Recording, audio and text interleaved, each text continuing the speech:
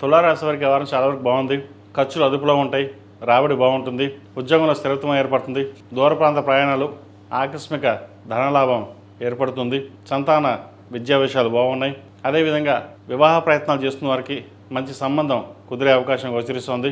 రాశ్యాధిపతి అష్టమాధిపతి అయిన శుక్రుడు లాభస్థానంలో ఉన్నారు. వ్యయ భాగ్యాధిపతి అయిన బుధుడు భాగ్యస్థానంలో ఉన్నారు.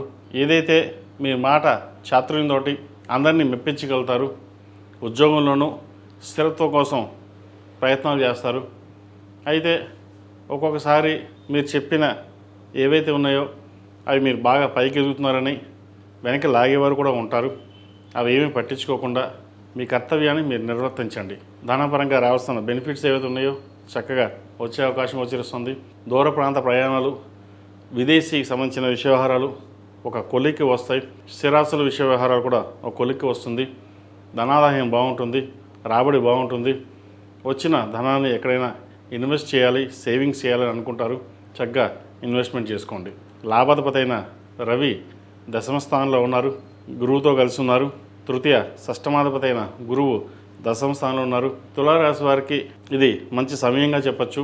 నూతన ఉద్యోగ అవకాశాలు, ఎప్పటి నుంచో ప్రయత్నం చేస్తున్న వారికి మంచి ఉద్యోగం లభిస్తుంది. స్థిరమైన ఉద్యోగం లభించే అవకాశాలు తప్పకుండా గ్రహాలు గోచరిస్తుంది.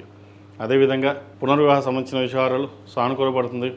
సంతానం కోసం ప్రయత్నం చేస్తున్న వారికి మంచి శుభవార్తను వినే అవకాశం తప్పకుండా ఈ వారం గ్రహాలు గోచరిస్తుంది.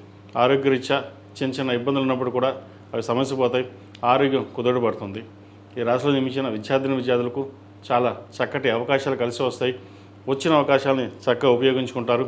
కష్టం తగిన ప్రతిఫలం అనేది వీరికి లభిస్తుంది.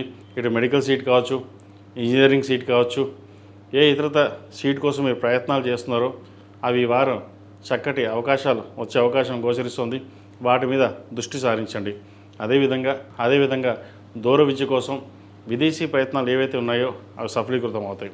ఈ రాశులకు మించిన స్త్రీలకు వృత్తిపరంగా, వ్యాపారపరంగా చాలా వరకు అనుకూలంగా ఉంది.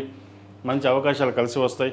ధనాదాయం బాగుంటుంది. స్థిర నివాసం కోసం చేసే ప్రయత్నాలు కలిసి వస్తుంది.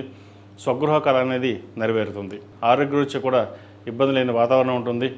ఏదైనా సరే మనం కష్టపడుతున్నాం, కష్టం తగిన ప్రతిఫలం ఇప్పటికైనా సరే భగవంతుడు మనకి ఇచ్చాడు అన్న ఒక ఆనందకరమైన వాతావరణం ఉంటుంది. ప్రతిరోజు ప్రతినిత్యం అమ్మవారి ఆరాధన చేయడం అనేది చెప్పదగినది. మొగలుపు కుంకుమ, కుబేరు కుంకుమతోటి ప్రతినిత్యం అష్టోత్తరంతో పూజ చేయండి, మంచి ఫలితాలు సంప్రాప్తిస్తాయి.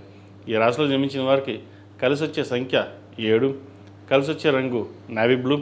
ఏదైనా పని మీద బయటికినప్పుడు శుక్రవారం అడగానే, బుధవారం అడిగిన వెళ్ళండి, మంచి ఫలితాలు సంప్రాప్తిస్తాయి. ఈ పూజస్టోర్.in పసుపు కుంకుమ నుంచి దేవత విగ్రహాల దాకా అన్ని రకాల పూజలు, వ్రతాలు, గృహప్రవేశం, హోమాది శుభకార్యాలకు కావలసిన పూజా సామాగ్రి అంతా ఒక్కొక్క క్లిక్ తోనే మీ ఇంటి వద్దనే పొందండి. ఈ పూజస్టోర్.in